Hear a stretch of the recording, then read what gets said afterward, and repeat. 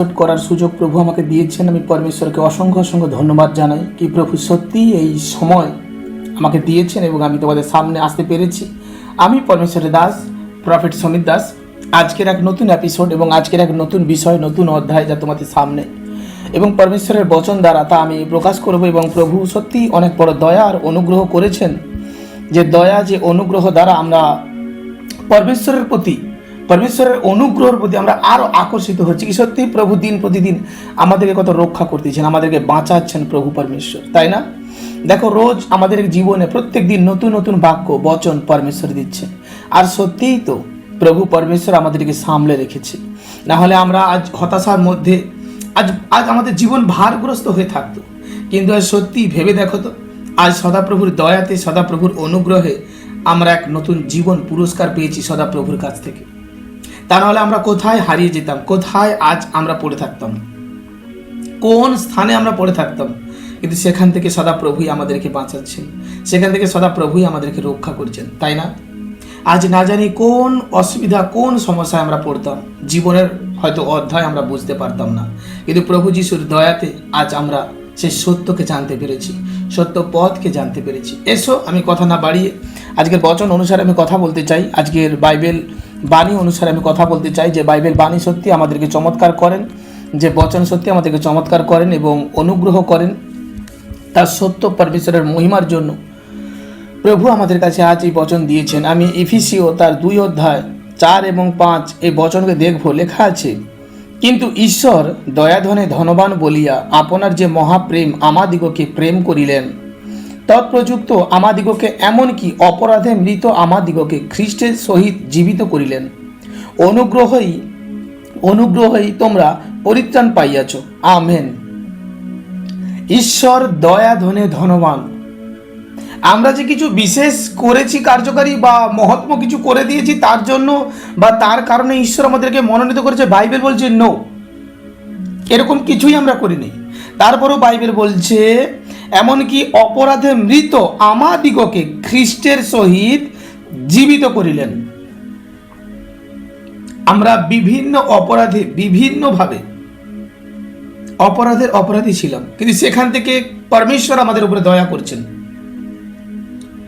আজ যখন আমরা যখন জগদীস্থ বিষয় আছি এবং সাময়িক আমরা যদি চিন্তা করে দেখি, প্রভুতে আসার আগে আমাদের জীবন কাহিনী, আমাদের ক্যারেক্টার, আমাদের চরিত্র তা কতটা নেগেটিভ ছিল, কতজন জানো?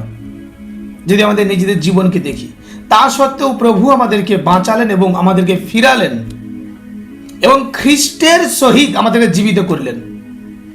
তিনি দয়াময় পরমেশ্বর, তিনি অনুগ্রহকারী পরমেশ্বর, তিনি কৃপাময় পরমেশ্বর।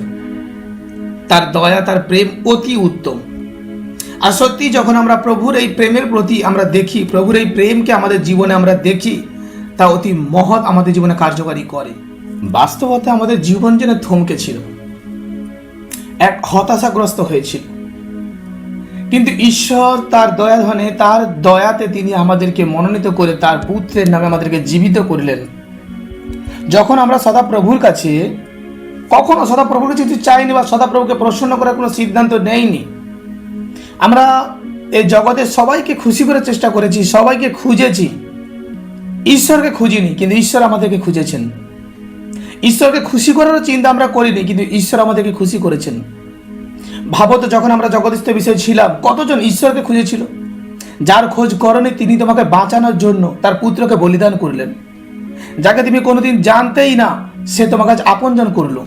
এবং সত্যি অদ্ভুত বচন, যা চমৎকারভাবে আমি আরেক জায়গায় বচন দেখতে চাই। গীত সংহিতা তার 51-1-2 লেখা আছে, হে ঈশ্বর, তোমার দয়া অনুসারে আমার প্রতি কৃপা করো, তোমার করুণার বাহুল্য অনুসারে আমার অধর্ম সকল মার্জনা করো, আমার অপরাধ হইতে আমাকে নিঃশেষে ধৌত করো, আমার পাপ হইতে আমাকে সূচি করো। আমেন। যখন বচন এফেসীয়র বচন আমি দেখেছি এবং যখন গীত সংগীতের এই বচন আসছে, এখানে প্রার্থনা আসছে, প্রভুর কাছে উত্তমভাবে প্রার্থনার বিষয় আসছে। নিজেকে স্যালেন্ডার। যদি ঈশ্বরের দয়াকে আরো মজবুত রূপে আমাদের জীবনে পেতে চাও, যদি ঈশ্বরের মহিমাকে আমাদের জীবনে আরো উত্তম রূপে পেতে চাও, আমাদের উচিত পরমেশ্বরের কাছে সঠিক সংকল্প করা, আমাদের উচিত প্রভুর কাছে ফিরে আসা, আমাদের উচিত নিজেদের হার এক অন্যায় অপরাধকে পরমেশ্বরের সামনে খুলে বলা। আর যখন আমরা পরমেশ্বর কাছে কৃপা করো প্রভু, আমাদের উপরে দয়া করো প্রভু, তোমার অনুগ্রহ তোমার মাসা আমাদের উপরে দাও পরমেশ্বর, যখন আমরা দিন প্রতিদিন প্রভুর কাছে আর্তনাদ করব, প্রভুর কাছে চাইব, ঈশ্বরের কাছে চাইব, ঈশ্বর আমাদেরকে খালি হাতে ফিরিয়ে দেবেন না। কারণ আমরা জগৎস্থ কোনো বিষয়বস্তুর কাছে চাইছি না যে আমাদেরকে খালি হাতে ফিরিয়ে দিতেও পারে, তার মন মতি ভ্রম হতেই পারে, কিন্তু আমরা স্বর্গের ঈশ্বরের কাছে চাইছি, স্বর্গের প্রভুর কাছে চাইছি। আর সত্যি সেই চাওয়া পাওয়া আমাদের জীবনে অতি উত্তম রূপে হয়। এখানে এই সংকল্প যে আজ আমরা যদি দেখি বচন দ্বারা, হে ঈশ্বর তোমার দয়া অনুসারে আমার প্রতি কৃপা করো, নিজেকে নত আর নম্রতায় এক সংকল্প হচ্ছে, অহংকারের বশে নয়, সম্পূর্ণ নিজেকে নত নম্রতায় গিয়ে পরমেশ্বরের সামনে বলছে, হে ঈশ্বর আমার প্রতি তুমি দয়া করো, কারণ আমি জানি আমার ঈশ্বর তোমার কাছে প্রচুর দয়া, তোমার কাছে প্রচুর ক্ষমা আছে, তুমি আমাকে দয়া করো, আমি ফিরতে চাই, আমি বাঁচতে চাই। কোন সন্তানের উপরে পরমেশ্বর বড় দয়া করে, কোন সন্তানের উপরে প্রভু বড় প্রসন্ন হয়ে যায়? যে সন্তান নিজেকে নত নম্র গুটিয়ে পরমেশ্বরের কাছে নিজেকে সমর্পণ করে, কমপ্লিট রূপে নিজেকে শুদ্ধতায় প্রভুর কাছে নিজেকে সমর্পণ করে। যে ব্যক্তি সত্যি সত্যি সেই সংকল্পকে প্রভুর চরণতলে নিয়ে আসে, এবং লেখা আছে তোমার করুণার বাহুল্য অনুসারে আমার অধর্ম সকল মার্জনা করো। আজ কতজন ঈশ্বরের সামনে গিয়ে নিজের পাপকে প্রকাশ করে কি, প্রভু আমার দ্বারা এই অন্যায় হয়েছে পরমেশ্বর, আমার দ্বারা এই ভুল হয়েছে পরমেশ্বর। অনেক সময় দেখবে অনেক ব্যক্তি নিজের পাপকে লুকায়, অনেক ব্যক্তি নিজের অধর্মকে লুকায়, ভাবে এটা আমার বলার প্রয়োজন নেই, কিন্তু মনে রেখো ঈশ্বর সমস্ত কিছু জানে। যদি কোনো ব্যক্তি চায় ঈশ্বরের দয়া পেতে, তার করণীয় সে যেন পরমেশ্বরের কাছে নিজেকে গুটিসুটি মেরে যেন প্রভুর কাছে নিজেকে সমর্পণ করে, নিজেকে সঁপে দেয়। এটা মনে রাখো, এ কথাকে কখনো ভুলে যেও না। ঈশ্বরের সামনে অহংকার চলে না, সদাপ্রভুর কাছে অহংকার চলে না। তার জন্য আমাদের উচিত, আমাদের জেনে রাখা, আমাদের মনে রাখা উচিত কি পরমেশ্বরের সামনে আমরা যেন নিজেদেরকে নত জানু হয়ে প্রভুর যে প্রার্থনায় দাঁড়াই, এবং লেখা যে আমার পাপ হইতে আমাকে সূচি করো। যখন তুমি ঈশ্বরের কাছে এই পাপ থেকে বেরোনোর জন্য সংকল্প করছো, তখন তোমার উচিত কি পাপকে ঘৃণা করা। হালেলুয়া। বিশ্বাসে যদি মজবুত না হতে পারো, অঙ্গীকারে যদি শক্ত না হতে পারো, এবং যে অঙ্গীকার করতেছো সদাপ্রভুর কাছে সেই অঙ্গীকার দ্বারা যদি চলতে না পারো, তুমি কেমন করে পরমেশ্বরের কাছে সে আশিসকে তোমার জীবনে পেতে পারো? তুমি কেমন করে প্রভুর কাছ থেকে সেই মহিমার আদর তুমি নিতে পারো? কারণ তুমি সর্বদা জাগতিকভাবে তুমি ওয়েট করছো বা জাগতিকভাবে তুমি জীবনযাপন করছো, কিন্তু হিসাবে সদাপ্রভুর কাছে আমাদের নত নম্র হয়ে প্রার্থনা করা এবং বিনয় করা আমাদের কাজ। আর যখন আমরা বিনয় করবো, বিনতি করবো প্রভুর কাছে, তার সঙ্গে সদাপ্রভুর সামনে আমাদের উপস্থিত হওয়া কাজ।